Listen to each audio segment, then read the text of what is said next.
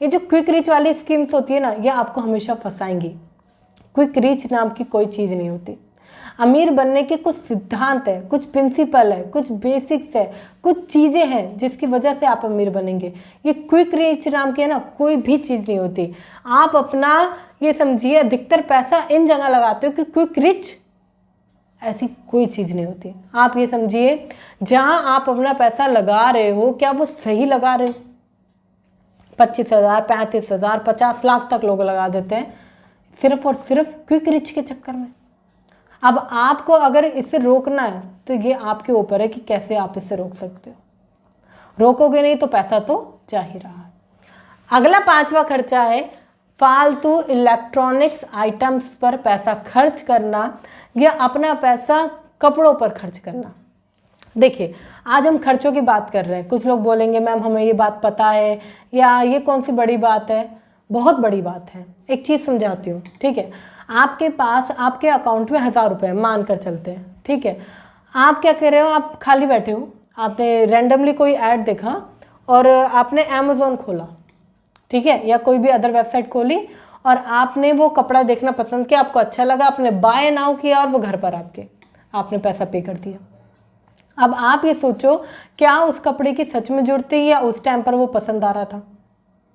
आपको पता ही है इतना इजी क्यों बना दिया गया है, जिससे कि आपकी जेब से पैसा फटाफट से निकल जाए और बाद में आप सोचते हो अरे मुझे इसकी जरूरत तो थी नहीं, ये तो बेकार था।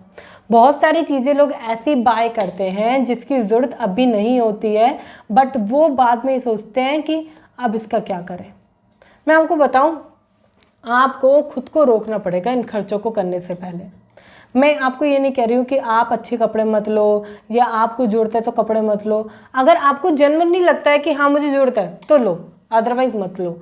आज के टाइम पर पता है क्या हो गया है, जब पहले ऐसा सोचो, जब आप अपने मम्मी से पूछना या पापा से पूछना कि जब उन्हें 100 रुपये मिलते थे, या 100 रुपये तो बहुत बड़ी बात हो गई उस टाइम पर, 1 रुपया पूछ सकते हैं, जब आपको 1 रुपया मिलता था तो आप कैसे खर्च करते थे, वो आपको बताएंगे कि 8 आने में इतनी चीज़ें आ जाती थी। वो आपको बताएंगे अपनी लैंग्वेज में कि इतने समय में इतनी चीज़ें, उस टाइम पर इतनी सारी चीज़ें आ जाती, 100 रुपये में तो बहुत कुछ आ जाता था, ऐसा बताएंगे।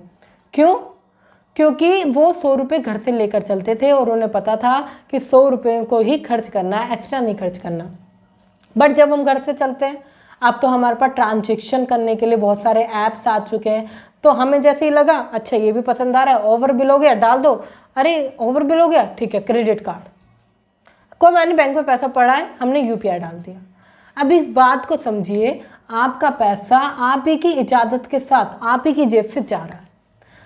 मैं एक कमाल का आपके साथ शेयर करूंगी, एक एग्जांपल देती हूँ, ठीक है।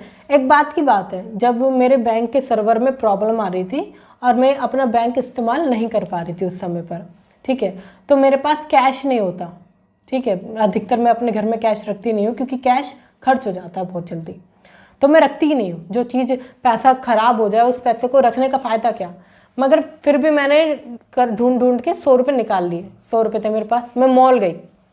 जब मैं मॉल गई तो मेरे पास 100 रुपये थे। अब मुझे लाना था, मुझे 2-3 चीज़ें लेनी थी, मगर मेरे पास 100 रुपये थे। अब मैंने सोचा इन 100 रुपये को कैसे मैं खर्च करूँ, या मैं क्या ऐसा लूँ। तो मैंने देखा कि मैं एक ही चीज़ ले पा रही हूँ क्योंकि मॉल के अंदर इतनी एक ही चीज़ आ रही है। मैंने वो एक चीज़ ली और मैं घर आ गई। पहली बार ज़िंदगी में मैंने वो एक चीज़ का बिलिंग कराया था जिसकी अमाउंट लगभग 80 रुपये की थी। एक अचार की बोतल होती है ना, वो ली थी मैंने, ठीक है। अब इस चीज़ को समझिए कि अगर मेरे पास 500 रुपये, 600 रुपये, 1000 रुपये या 5000 भी होते तो मैं खर्च कर देती, क्योंकि बैंक अकाउंट है या क्रेडिट कार्ड है। मगर मैं 100 रुपये कैश में लेकर गई थी, मैंने सोचा ये 100 रुपये ही मैं खर्च करूँगी, तो मैंने उतना ही पैसा खर्च किया। आप ये सोचिए कि जब आप अपनी स्पेंडिंग को रोकना चाहते हैं तो थोड़ा खर्च आप कैश में कर सकते हैं क्या क्रेडिट कार्ड को या जो यूपीआई ट्रांजैक्शंस हैं क्या उनको रोका जा सकता है? अगर हाँ, तो आप अपने एक्सपेंस को ऑलरेडी रोक लेंगे।